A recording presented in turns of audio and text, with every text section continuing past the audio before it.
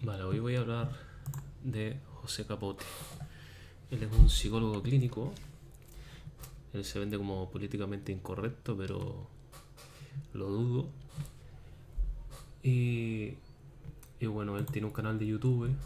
Sube vídeos aquí hablando de feminismo. Él ayuda a hombres que están en situaciones de denuncias de maltrato, si no me equivoco.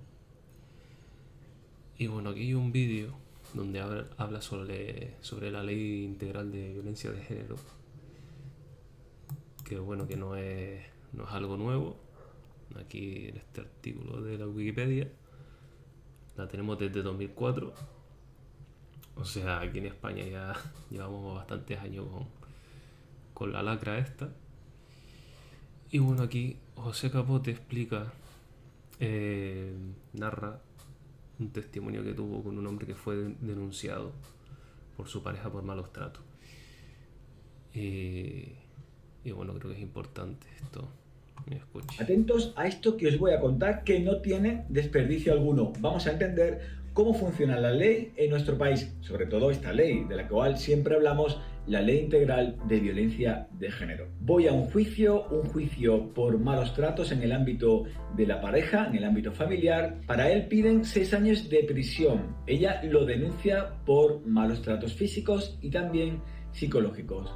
Inmediatamente tras una denuncia llevada a cabo por una mujer hacia un hombre en el ámbito de la pareja, la Unidad de Valoración Integral de Violencia de Género, la UVIV, realiza un informe psicológico. Peritas psicólogos forenses le hacen a ella y a él pues una valoración, una evaluación psicológica. No sé si lo hiciste intencionadamente, dijiste peritas, o sea, en femenino. O sea, yo entiendo con eso que la mayoría son mujeres ahí, lo cual me parece curioso, sobre todo por lo que vas a decir más adelante.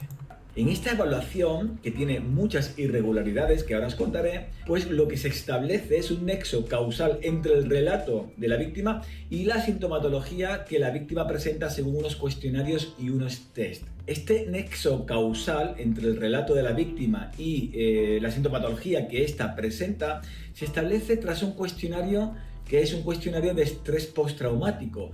Pero ojo, lo relevante es que este cuestionario de estrés postraumático tiene validez en el ámbito clínico, pero no en el ámbito judicial, porque no tiene en cuenta algo sumamente importante, y es la simulación. Es decir, para que nos entendamos, la mentira.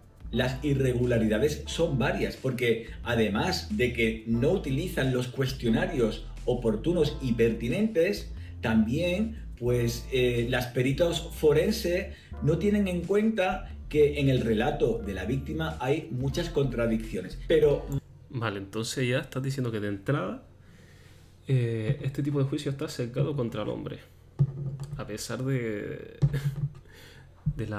potencial que hay de incongruencias y mentiras y de todo. Eso ya es un problema gordo, ya empezamos mal. maticemos lo que tiene que ver en cuanto a las irregularidades evaluativas a nivel forense. Y es que, si bien es cierto que no utilizan un cuestionario que tenga validez en el ámbito jurídico, no es porque no exista dicho cuestionario, sino porque no lo utilizan, quizá porque no sabían la existencia de este cuestionario. Pero imaginemos, si el cuestionario se llama Pepe, pues hay un Pepe para el ámbito forense. Pues no, ellos utilizan el Pepe, y el cuestionario Pepe no tiene en cuenta, como dije, la simulación, la mentira, la deseabilidad social. En el ámbito clínico, alguien me viene a mi consulta con posible estrés postraumático y yo le paso el cuestionario de estrés postraumático, porque entiendo que esa persona no tiene más interés que el de ponerse bien, de curarse la sintomatología de estrés postraumático. Pero en el ámbito forense, lo sustancial y lo importante es que sí que existen intereses por parte de la persona evaluada por estrés postraumático.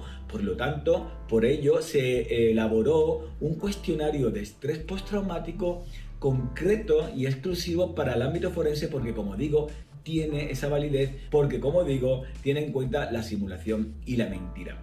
Además, las psicólogas forenses, como dije anteriormente, ¿Volviste a utilizar el femenino para la psicóloga? O sea, tiene toda la pinta de que la mayoría son mujeres.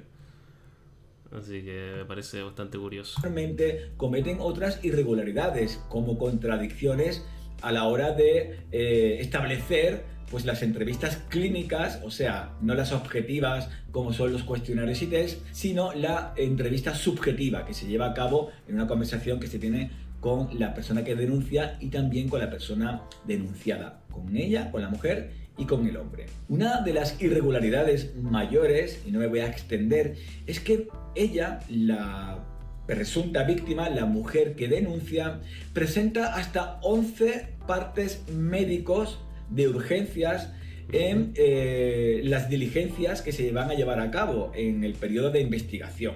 11 partes médicos, en los cuales había un parte médico por un herpes labial, un parte médico de urgencias porque tras el fallecimiento de su madre, pues no lo estaba la señora pasándolo bien, un parte médico por una pequeña fractura en un dedo del pie, justo el que está al lado del meñique, y así un largo etcétera. Pero en el relato de la víctima, o de la, mejor dicho, presunta víctima, vamos a llamarla denunciante, se recoge una agresión con testigos que luego no aparecen, en los cuales dicha agresión consiste en el que este hombre que mide 1,80 m y es bastante corpulento, le propina un puñetazo en la boca a ella que la tumba al suelo. Entiendo que dejaría unas secuelas tales como para que ella, que acude al médico a urgencias por un herpes labial, también hubiera podido acudir al médico por un puñetazo en la boca de considerable magnitud,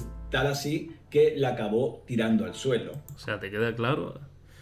Yo estoy seguro que lo tiene bastante claro que una mujer puede mentir directamente con una denuncia y vas a ir a juicio, sí o sí, por ser hombre. Sería otro problema gordo que tiene esta ley. Aunque bueno, creo que aún sin la ley podría seguir pasando, porque esto no pasa solo en España, sino también en todo el mundo. Pero bueno, voy a continuar. Hay testigos que no aparecieron e incluso cuando se les solicitó dijeron que ellos no habían presenciado nada de lo que ahí decían. O sea, pruebas psicométricas, cuestionarios y test que no están validados en el ámbito jurídico, por un lado, no tener cuenta a la hora de realizar el informe las contradicciones a la hora de presentar informes médicos y a la hora del relato que contaba la víctima. No se recogen sintomatología concreta de estrés postraumático. Una de ellas es la evitación, la evasión.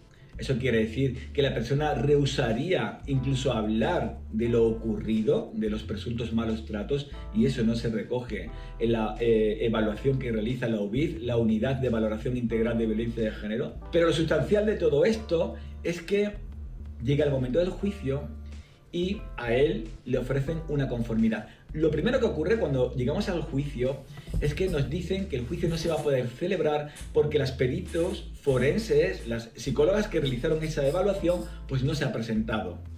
Y es como, bueno, ¿y si hubiera sido yo como testigo psicólogo forense, no me hubiera presentado yo? ¿Qué hubiera ocurrido? ¿No hubiera habido juicio? ¿Se hubiera suspendido juicio? Pues aquí se suspende porque ellas pues no se presentan, ¿vale? Bien, se aplaza el juicio, pero antes de poner una nueva fecha del juicio, se le ofrece a este señor conformidad. ¿Qué es eso? Pues eso es un trato. O sea, ¿te das cuenta? Esto ya es que ya saben exactamente lo que tienen que hacer, ya saben el modus operandi.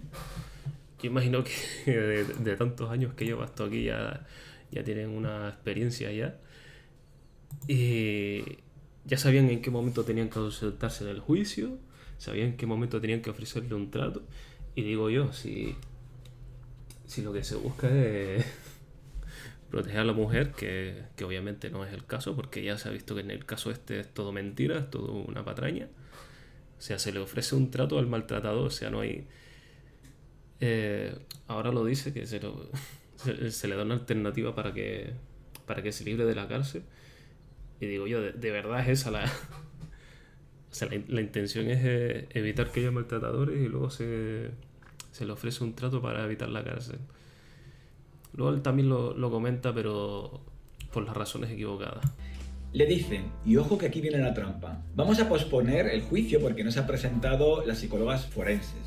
Bien, Pero antes te proponemos que si de aquí tú hoy te vas como culpable, te autoinculpas, si firmas tu culpabilidad, si reconoces los hechos como tales, como tú, autor de dichos hechos, pues en lugar de una pena de prisión de 6 años, vamos a pedir una pena de prisión de 2 años. No de 3, sino de 2 años. ¿Por qué de 2 años? Porque sí tienes una pena. Si te culpas, si sales como culpable de una pena de 2 años o inferior, se puede solicitar la suspensión de la condena, es decir, que no entres en prisión. Por eso no lo rebajan a 3 años, porque si lo rebajan a 3 años, él no se conforma, él no firma conformidad, porque podemos ganar el juicio. Claro, pero como también podemos perderlo, si nos ponen 2 años, es una golosina tal que difícilmente el hombre no se fuese a conformar y a firmar, incluso percibiéndose inocente. Así que te ponen, ojo, si vamos a juicio vamos a pedir 6 años de cárcel para ti. Si te conformas ahora mismo y sales como culpable de aquí, no vas a entrar en prisión. 2 años de prisión. O sea, esto es inaudito. O sea, es una situación de perder o perder, que bueno, básicamente es un chantaje y es algo que lo ampara la ley. O sea, la ley ampara el chantaje en los juicios contra los hombres, porque dudo mucho que esto le pase a las mujeres en cuestiones de maltrato. Yo diría que no ocurre para nada. Una multa, una indemnización a ella de 8.000 euros. Además, eres culpable, reconoces que todo lo que ella ha contado es verdad. A nivel social, quedas como un maltratador, vas a tener antecedentes penales, pero no entras en prisión. Si te conformas y firmas, ¿qué vas a hacer? Además, tienes 5 o 10 minutos, no más, para decidirlo. No te voy a dar un día, 2 o 3 para decidirlo, tienes que decidir ahora, en este momento. Por supuesto, se me olvidaba, una orden de alejamiento de 3 años y libertad condicional 5 años. No entras en prisión, lo coges o lo dejas. Si le hubieran reducido la pena de 6 a 3 años, el hombre va a juicio. El hombre va a juicio, porque el juicio lo podíamos haber ganado. Pero ¿qué pasaba? Que también lo podemos haber perdido. Entonces, ahora, claramente, el hombre que hizo se conformó. Nosotros, el abogado o yo, no podíamos decirle qué tenía que hacer. Pero yo le rezaba a quien fuese porque no se conformara, porque decidiera luchar, porque podíamos ganar el juicio. Había irregularidades, os las he comentado, había irregularidades y muchas contradicciones. ¿Qué persona que va por un herpes labial a urgencias no va porque le pegan un puñetazo en la boca que lo tiran al suelo, probablemente fracturándole alguna que otra pieza dental, ¿verdad? Exacto, una denuncia falsa, claramente falsa, y la apoya la ley. Eso es lo que ocurre aquí. Eso ocurrió tal cual. El hombre finalmente se ha conformado, ha afirmado, es culpable, es un maltratador más. ¿Y qué pasa con todo esto? Es un claro ejemplo de que al Ministerio de Igualdad, de que al gobierno de nuestro país y de que a estas leyes poco le importa a la mujer. Porque, ojo... Ahí la cagaste ya, o sea, ¿por qué lo conviertes en un problema de la mujer? Realmente... O sea, después de la historia que has contado aquí, interpreta que es la mujer la que sale perjudicada. O sea, un hombre... le denuncian de una agresión, le ofrecen entre la cárcel y entre pagar una multa de 8.000 euros y tener un estigma social de ser maltratador, y dices que al Ministerio de Igualdad no le importa a la mujer. O sea, que no entiendo cómo puede llegar a esa conclusión, la verdad. ¿Tienes miedo de enfadar a tus viewers femeninas o qué? Es eso. Que yo no creo que seas un tío, o sea, tienes que ser un tío inteligente, eres un tío con estudio, eres psicólogo, o sea, estoy seguro de que estás viendo la situación tal cual como es y que ahora le des la vuelta y lo conviertas en un problema hacia las mujeres.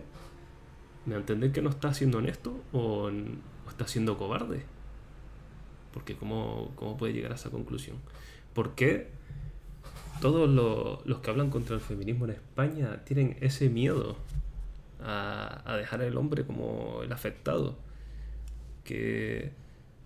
¿Por qué es tan difícil reconocerlo? Por un lado, si el hombre es inocente, me parece muy mal que un hombre inocente, por miedo que le meten... ¿Cómo es que te parece muy mal? Eso es inadmisible, ¿no? ¿Cómo te parece muy mal? Eso es dejarlo... Es que que no, o sea, es algo que no debería estar, algo que no debería ocurrir en absoluto. O sea, dejar a un hombre inocente marcado cuando no ha hecho nada y dice que te parece muy mal, o sea, como si fuera, no sé, como si te hubiesen rayado el coche, que En los juzgados, a poder entrar en prisión, tenga que pagar la pena social de ser un maltratador y además la pena económica de 8.000 euros a ella, además de tener antecedentes penales. Pero eso te demuestra que lo que quiere la mujer no es, entre comillas, justicia porque la hayan maltratado, porque, bueno, en primer lugar es mentira, no la agredieron, y en segundo lugar lo que le interesaba es joder al marido porque es hombre y llevarse su dinero. Y si encima se negaba, pues a la cárcel. O sea, ¿cómo te atreves a negarte y a luchar por tu inocencia?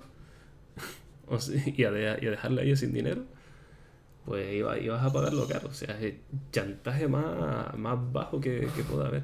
Y todo porque él es hombre, simplemente. Pero ojo, también, si él es culpable, no es justo para nuestra sociedad, para esa mujer víctima, que un hombre No, culpable de maltrato esté en la calle simplemente pagándole una multa de 6, 8 mil euros a ella. mira, eso es una gilipollez porque si un hombre es un maltratador de verdad, no le van a ofrecer un trato, eso para empezar.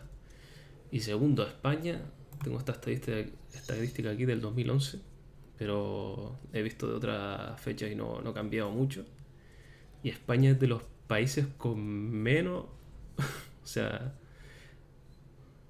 las mujeres tienen altos niveles de seguridad física, o sea, España está entre los primeros.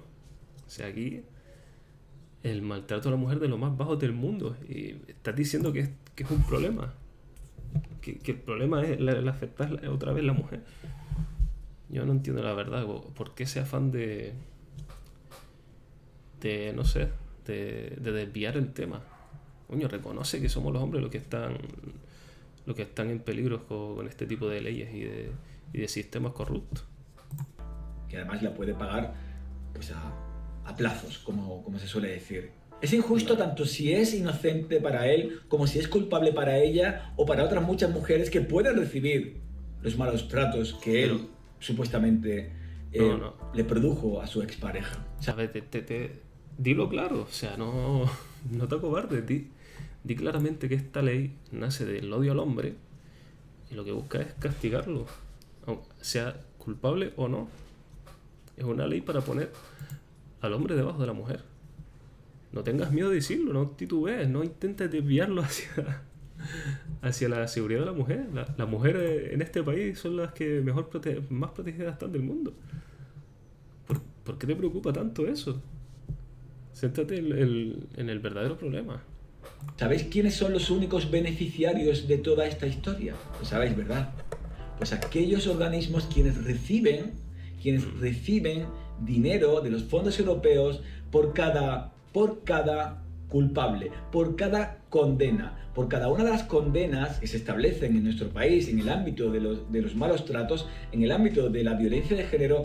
Nuestro país, el Ministerio de Igualdad, se lleva dinero de los fondos europeos. Lo que interesa no es proteger a la mujer, porque de proteger a la mujer se hubieran encargado no dejando en libertad a un presunto culpable, porque unos hechos no sean juzgados, unos hechos que se han denunciado no han sido juzgados porque se prefiere que el hombre firme y se vaya como culpable a realizar un juicio justo que pudiera esclarecer si en realidad esos hechos se produjeron. Porque aquí lo que interesa es una firma, es un culpable. Es una cuestión de economía, es una cuestión de poder, el del Ministerio No. de Igualdad. Esto es lo que está haciendo. Hombres inocentes como culpables, mujeres víctimas, posibles víctimas con sus posibles agresores en libertad. Y todo por una firma, por una culpabilidad, todo por dinero, por poder. Vale, eso último que dijo ya es la mayor gilipollez que se podía haber sacado de la manga, porque a ver, está reduciendo todo a una estafa piramidal del fondo de los fondos europeos. Vamos a ver. Si eso de verdad el interés es ganar dinero por cada acusado, ¿cómo es que solo afecta a los hombres? Y encima estás poniendo a la Unión Europea como la causante de todo esto, ¿no? O sea, si el problema realmente es la Unión Europea y los fondos europeos que van destinados al Ministerio de Igualdad para que haya más acusados hombres en los juicios, ¿cómo es que está ocurriendo en todo el mundo? Mira, o sea, el caso de Johnny Depp, o sea, ¿qué tiene que ver aquí los fondos europeos? Y, y a Johnny Depp le costó mover cielo y tierra para al final ganar los juicios y acusar de difamación a su mujer, que lo estaba maltratando ella a él. Y aún así, ella la están dejando a ella como la víctima. O sea, que Cosmopolitan la está apoyando, a pesar de que se ha demostrado de que ella es culpable. O sea, esto de acusar a los hombres de malos tratos falsamente está ocurriendo en todo el mundo. La Unión Europea no tiene nada que ver ahí. Otra cosa es que la Unión Europea le haya puesto una alfombra roja al feminismo y está destinando dinero a las causas feministas en el gobierno español, que eso sí es verdad, pero no es que primero la Unión Europea esté haciendo negocio con eso. Pues entonces harían leyes también que afectaran a las mujeres.